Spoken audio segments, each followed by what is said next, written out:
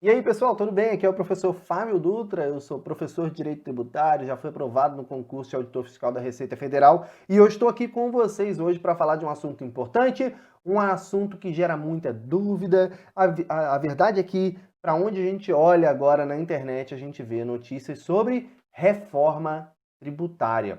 É isso mesmo, reforma tributária, está tirando o sono de muita gente. Quem se prepara para concurso da área fiscal fica preocupado, o que isso vai impactar, enfim. A verdade é que eu sempre digo, para quem está preparando para concurso, não precisa se preocupar, esse aqui é o menor dos problemas. Mas eu quero falar hoje com vocês especificamente sobre reforma tributária, tá?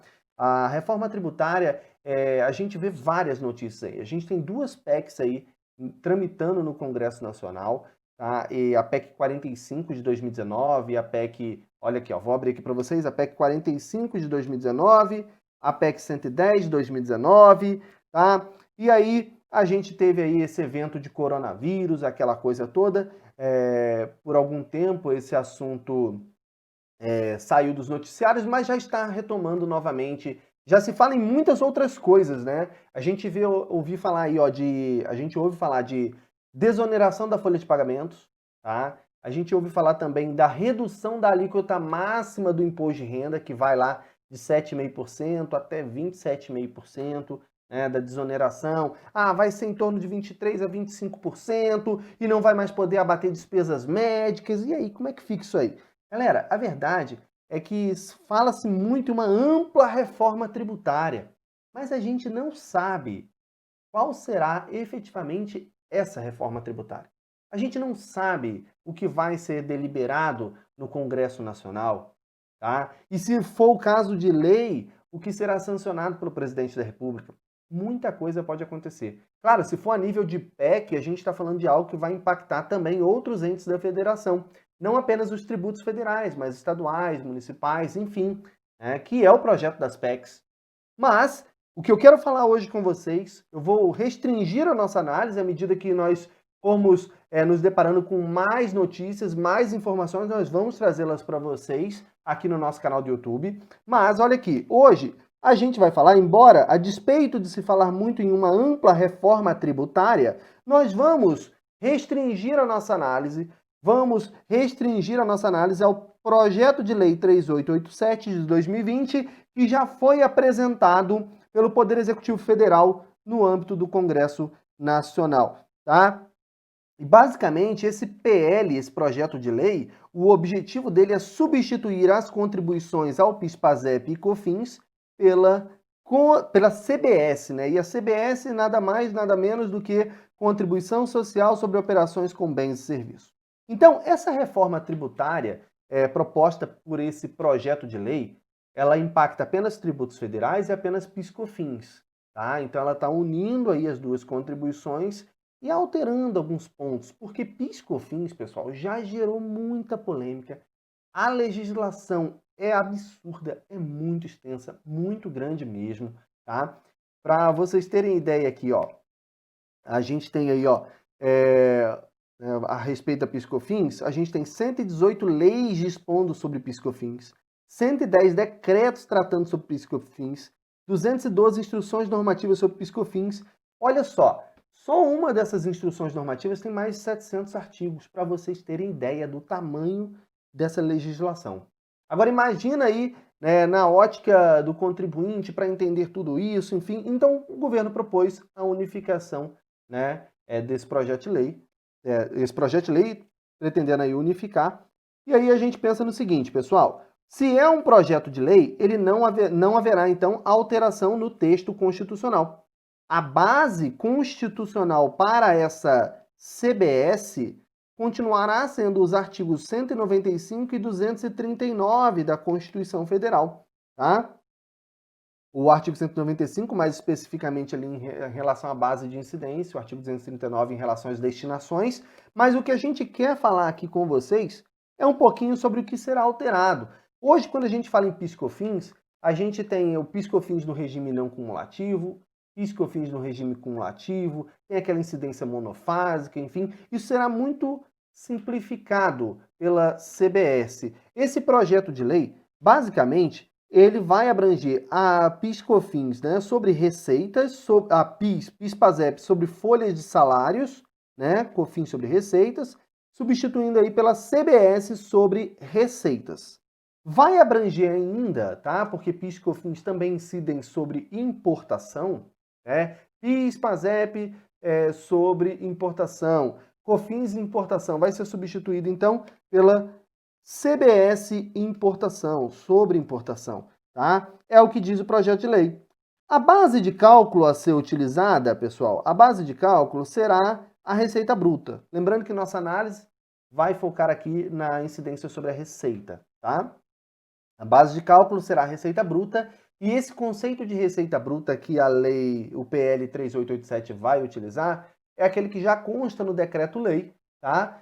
1598 de 77, no seu artigo 12, que fala que o conceito de receita bruta abrange o produto da venda de bens, o preço na prestação de serviços em geral, resultado auferido nas operações de conta alheia, resultado de atividade ou objeto principal da pessoa jurídica que não esteja compreendido nos demais incisos, tá? Uma forma de tornar o conceito um pouco mais abrangente. Agora, preste atenção. O cálculo dessa CBS trará uma particularidade, tá? A CBS foi descrita da seguinte forma, ó.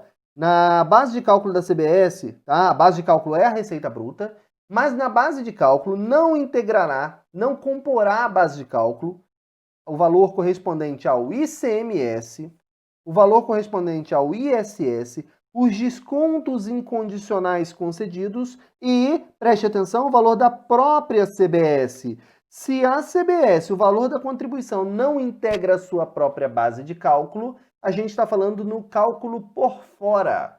Cálculo por fora.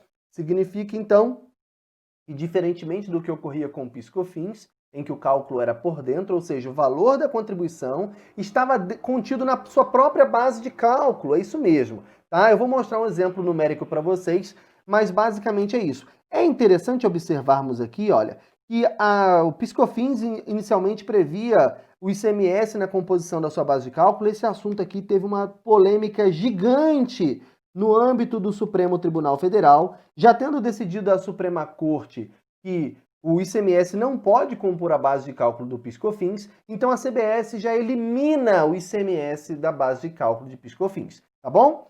Vamos lá. Olha só, elimina na base de cálculo da CBS, né? Então vamos lá. A alíquota da CBS, 12%, né, a alíquota geral.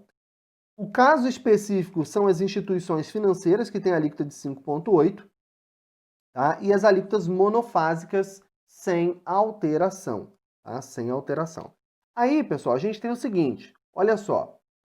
Uma simulação de cálculo aqui de como funciona o cálculo por dentro e por fora. PIS/COFINS é cálculo por dentro. CBS é cálculo por fora, né? Como que funcionava, pessoal? Se uma empresa, né, tinha faturado aí receita bruta de 100 mil reais, né, na forma atual, com PIS/COFINS, nós temos aí, desse valor, o ICMS 18%, a receita alíquota da empresa seria 82 mil. Só que, hoje, tá? Estou desconsiderando aqui o julgado do Supremo sobre o caso do PIS/COFINS, tá? De não compor o ICMS na base de cálculo do PIS/COFINS.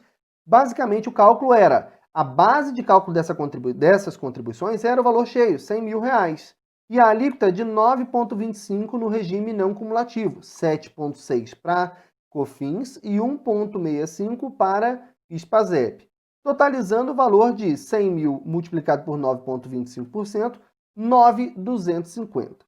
Agora, quando a gente pega a forma de cálculo da CBS, o exemplo ficaria assim, ó, um faturamento de 100 mil, tá? O ICMS é 18 mil, cairia aqui a receita líquida para 82. Mas, tá?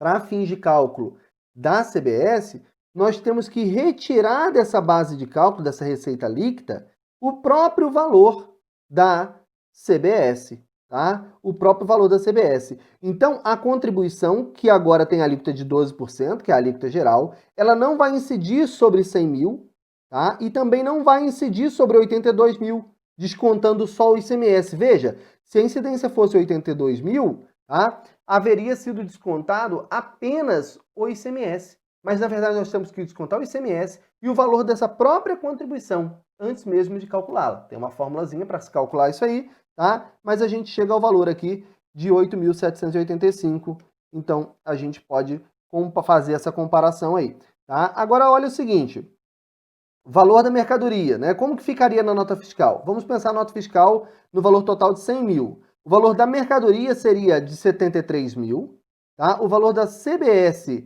de 8.785.